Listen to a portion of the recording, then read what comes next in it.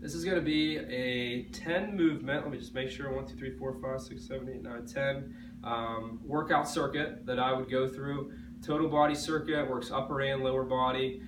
You can either do time at each station, somewhere in the 30 to 90 seconds, or you can do each one until you feel tired and move to the next. Sometimes I'll do a second set and I'll do half as many reps or half as long as I did at each station.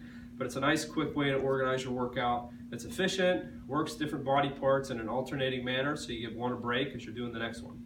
So I'm going to run through it, and it'll give you something that you can work on. So starting off, I'm going to go with a cable bicep curl. I can do this with a band, or I can do this with a weight, right? My opposite foot's going to be in front.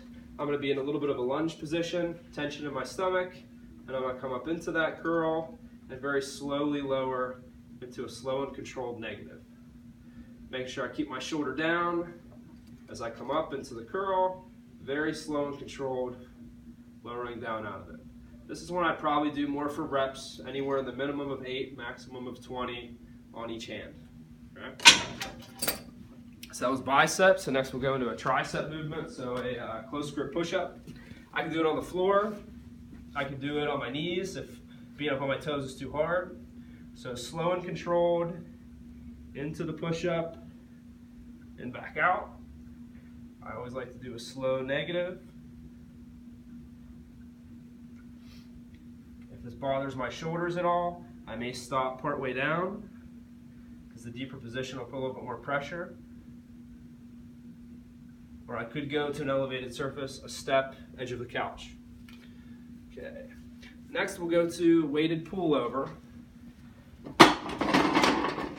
I can do this on anything that allows me to lay back on it. I can even just do this lying on the floor, but if I have something like this that gives me some clearance, it's worth using. So shoulder blades on the bench, a little bit of tension in my stomach and my chin tucked. Very slow and controlled into the overhead position. A little quicker coming back up. Slow and controlled. And coming back up. Same thing for time or reps, but once again a very slow negative. So I get a nice stretch through my lat. All right, next an overhead press. So with a dumbbell or a kettlebell, if I have my right knee on the ground, that's the side I'm going to hold the kettlebell or hold the weight in. This arm I'll typically put out to the side for a little bit of balance. First thing is tension in my stomach. As I just come up into the press, I'd come down slow to where this rests right on the top of my shoulder. Slow and controlled, coming up, and then nice and slow on the way down. You can vary your shoulder position. If you're really tight in your shoulder, you're not going to tolerate a wide press as well.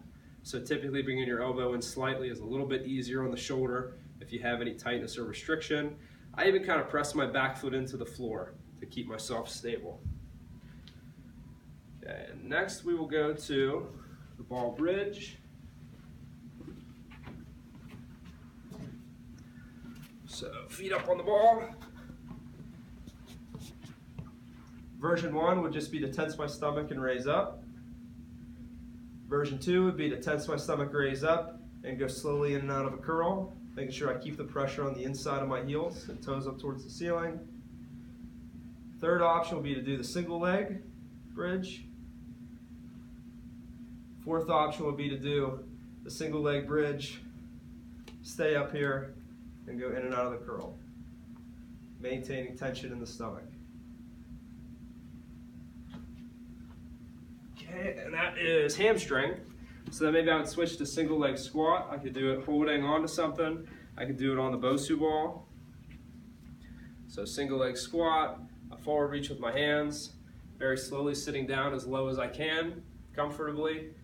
If I'm able to, I can go all the way down and back up. So very slow and controlled lowering and back up. I can hold on to something or do it on the floor, or I could also do this version where I reach my toe back and just tap. So I go as far as I can, my toe stops me, and I come back up. Really focusing on knee position, not caving in. And then To work more of the inside of my leg, I have a band around my ankle. Okay, this is more for hip adduction. So I have my right foot in the band, left hand in the air. I'm going to bring those towards each other and slowly back away. The leg I'm standing on has just a slight bend in the knee. And that foot that's on the floor, I'm very lightly pressing my big toe into the floor to help with my balance. Very slow and controlled. If I feel like I need to touch to regain my balance, I can. Slow and controlled, I can touch again, or I can just continue to move slowly in and out of each position. Okay, last two. Mountain climbers on the towels.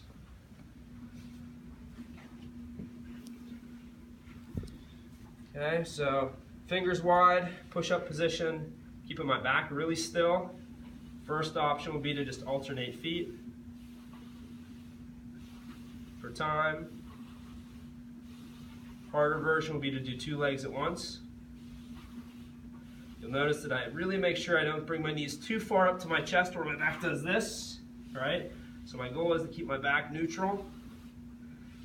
So the more that I straighten my legs, the harder, or if I even let my whole body kind of slide back a little bit, then I have to pull through my shoulders and then bring my knees. So I may let my whole body drift back, pull through the heel of my hands to add a little challenge to it. And then last on the list is another plank position, but a row. So similar concept, but now instead of pulling up through the front of my hips and thighs, I'm actually just going to press one arm down and come into a row through the plank. Slow and controlled, and when I shift to my hand, I press away. So every time I shift over, I make sure I'm not sinking into my shoulder, but I'm pressing away. And I can go into the row, or I can go into the full fly position. So this shoulder you can kind of see, not sinking down, press away, either into the row or into the fly. Slow and controlled, transitioning from hand to hand. So that is a pretty solid, challenging workout that hits just about everything.